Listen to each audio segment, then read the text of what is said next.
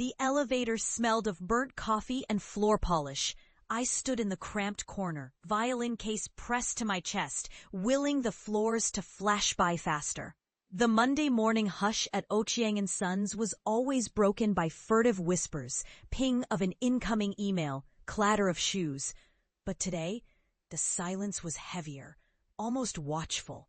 I kept my eyes down as I walked to my desk along the linoleum corridor. My tie, too tight, scratched my neck. Overhead, fluorescent tubes flickered like nervous eyelids. I could feel them.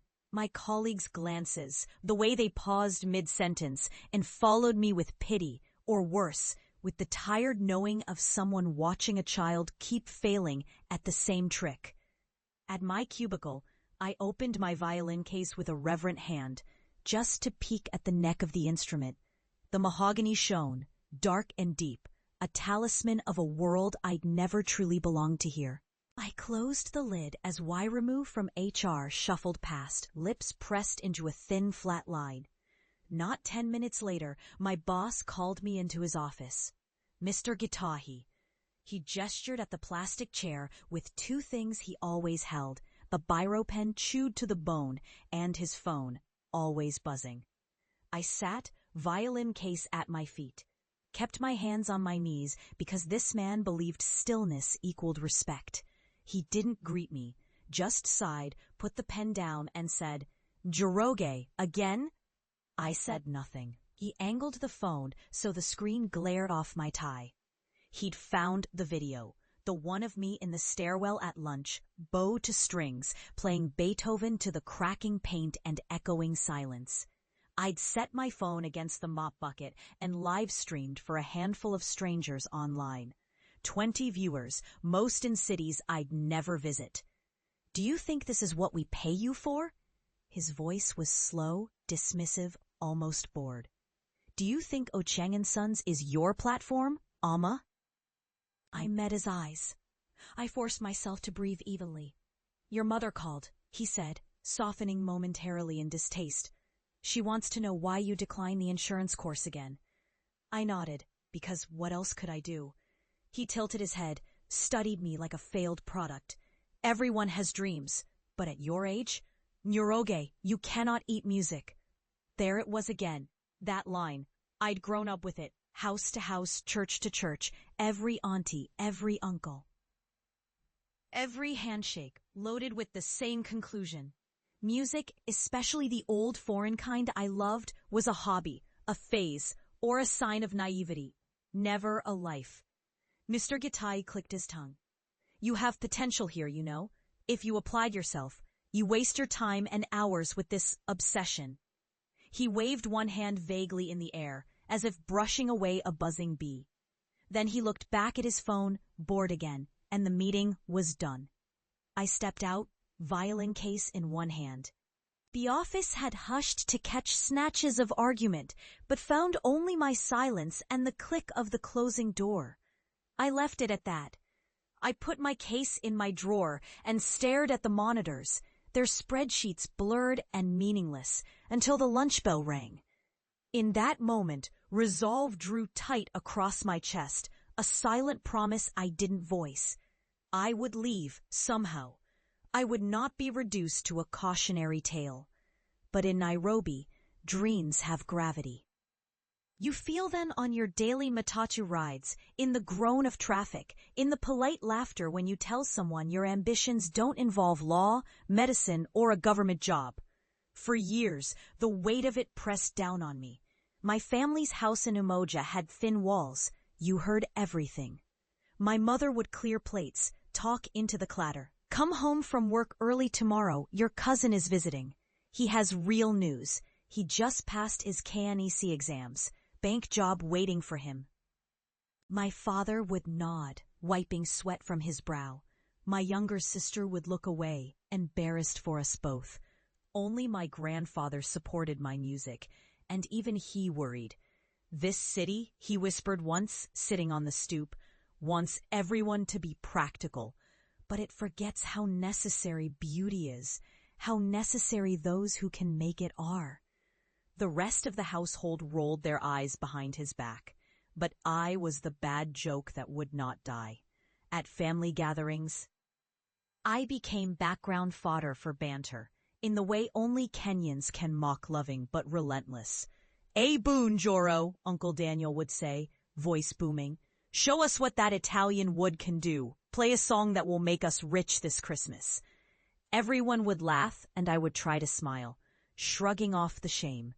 Every time, I promised myself, next year I will have an answer. Next year, I will show them. But year after year, I ate in silence, swallowed their laughter, and went to bed hugging my violin to my chest. I tried auditioning for local orchestras, busking at Sarit Center and at the open malls in Westlands, but opportunities rarely paid more than pocket change. What Nairobi offered was friction, raw hustle for near invisible rewards. That friction wore at me every day. I told myself it made my bow arms steadier, but some nights it simply frayed my nerves. My mother would sometimes sit at my door and talk through the wood.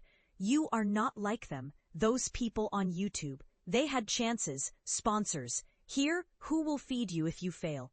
Your father is tired. I am tired." I almost told her I was tired too, but I kept my mouth shut, letting resolve burn inside. One Friday, after another week of silence at the office, I got an email from a famous teacher in Vienna. My video had reached him.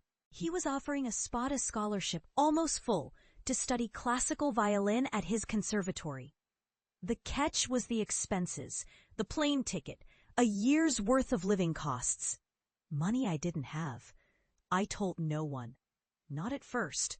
That Sunday over Palau, I finally said it. My voice was calm, but my hands shook.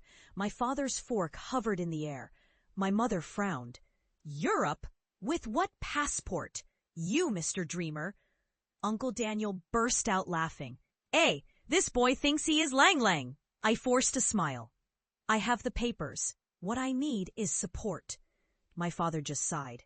"You will break your mother's heart with these gambles. We help you because you are our blood. This is not how normal people live." The word hung there. Gamble. A thing for men with extra money, extra time. Not us. I left the table, appetite gone, and locked myself in my room.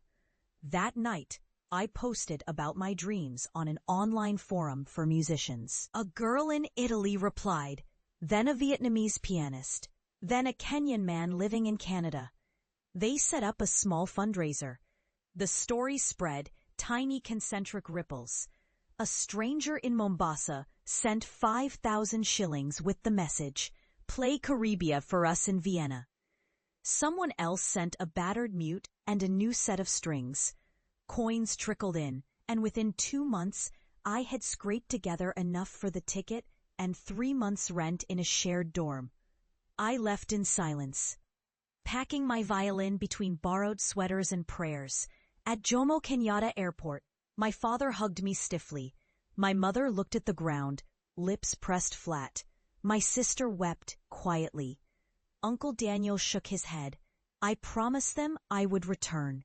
Vienna from the plane window was another world. A red tile roof here, a green spire there, snow beginning to fall like powdered sugar on the city edges.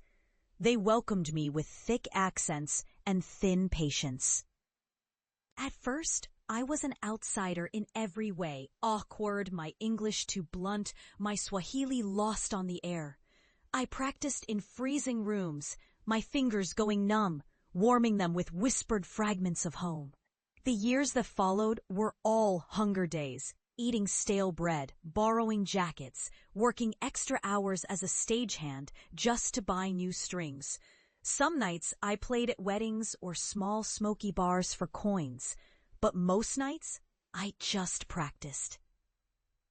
Desperate to make my touch as precise as the Viennese demanded, I called home only on holidays. My family was cordial but distracted, their news always about promotions and marriages and funerals. "Anything new?" my mother would ask, polite, not expecting much. "Keep safe. When you return, maybe you can teach at the local secondary." I nodded every time, my heart as tight as my bowstring. At the music school, progress was slow. My teacher was a thin, wary man with sharp glasses and sharper words. "There," he would snap, "you slur. Again. Your rhythm is always cautious. Why?" I couldn't tell him that caution is how you survive in Nairobi, how you learn not to take up too much space. But over time, his harshness shaped me. My fingers learned new muscle memory. My back learned to straighten even under scrutiny. I performed for small audiences, then larger ones. At 29, I entered a soloist competition and placed second. The paper mentioned my name, Njoroge Mwangi Jongai, Kenyan violinist, and my teacher raised his glass, surprised. I sent the article home. Nobody mentioned it. The next Sunday, my family posted pictures of my cousin's wedding, everyone in matching pink. I kept going. Another year, another competition. This time, I won.